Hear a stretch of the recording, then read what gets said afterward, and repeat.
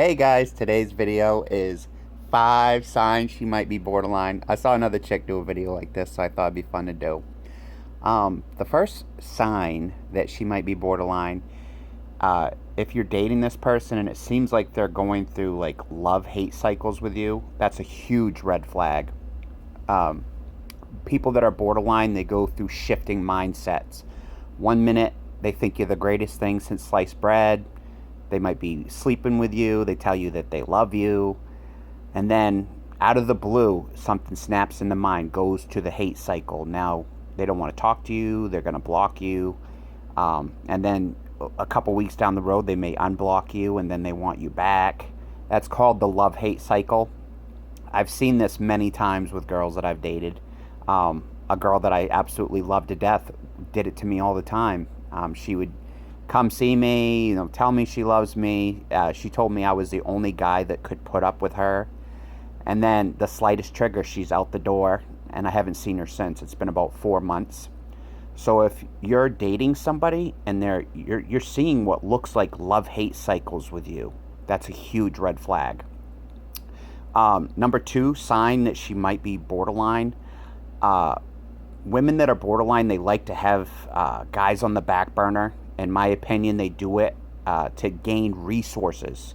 When I was recently back with the girl that I love, the borderline girl, she's going to guys' houses and getting, some guy made her some cookies. She'd go to his house, get cookies, and then kind of brushed them off. They like to keep multiple men on their back burner so that they can exploit their resources. So if you're dating this person and she has guy friends, that's a huge red flag that she might be borderline, because borderline women, a lot of it is co-linked with antisocial personality disorder. It's a cluster B personality disorder, which is the dramatic erratic cluster of personalities. So it's also in the same cluster as antisocial personality, narcissistic personality disorder.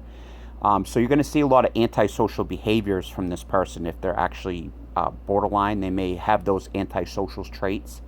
So if you're seeing a very strong lack of regard for your feelings on a lot of situations, that's a huge red flag that they might be an antisocial individual.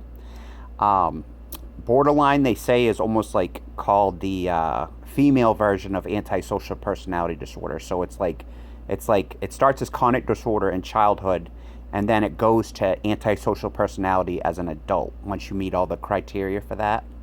So if you're seeing the person seems really indifferent to your feelings, that's a huge red flag that they might be a borderline antisocial individual. So the red flags would be, having multiple guy friends. Like I said, you'll date the person, you'll notice, geez, Jimmy's texting them, Bobby's texting them. They're going to see Jimmy tonight to meet up to get cookies. They're going to see Bobby down the road to get gas money. They're going to, Ricky Sue's house to get money he owes her. A lot of these borderline women will have many, many, many side boyfriends, and they do it to collect resources. For example, this girl, the same girl that I love, completely ignored me for 2 years, and then out of the blue hit me up when she was sleeping in her car, homeless. So why does she keep me on the back burner? For that resource. I can string Steve along, because then if I'm homeless, I know I can pull on those. I know the guy loves me, so I can exploit him. So they basically collect boyfriends, is what borderline women do. They collect boyfriends. A lot of it is because they don't like intimacy.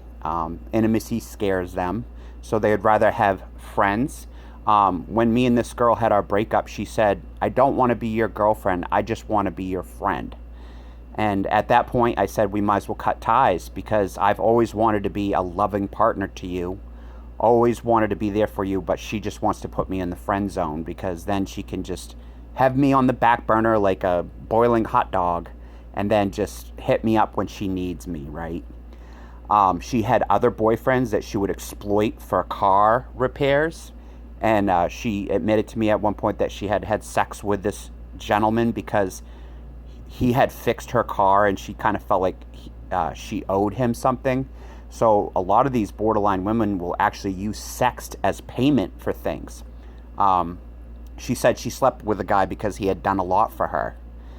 So instead of paying cash for the car repair, she's just going to spread her legs and pay with her vagina.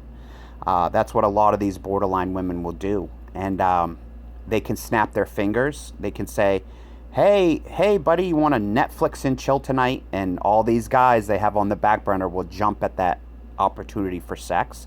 And that's how they reel in the side boyfriends. Hey, Bobby, you want to Netflix and chill tonight? Next thing you know, the guy's fixing her fucking car, right? That's exactly what these women do. They exploit all these side boyfriends. Just like I was exploited this winter for a place to live. She doesn't care about me. She doesn't love me. She doesn't even consider me a friend. She's a sociopath. She only had me on the back burner so she could use me whenever she felt like it. A lot of it is control for these borderline women. They want to have control. Blocking you and not talking to you is a form of them being in control, because they say, I can pick up this relationship anytime I want. You know, like, for example, the girl I love has completely ghosted me. And the reason why she ghosted me is because my landlord, she was staying here. Like I said, she was homeless this winter. And she was staying here at my place with her dogs for 3 weeks. During that time, I'm sitting at a bar with her, holding her hand. She's telling me I'm the only guy for her, and I'm the only guy that can put up with her. She's telling me how much she loves me.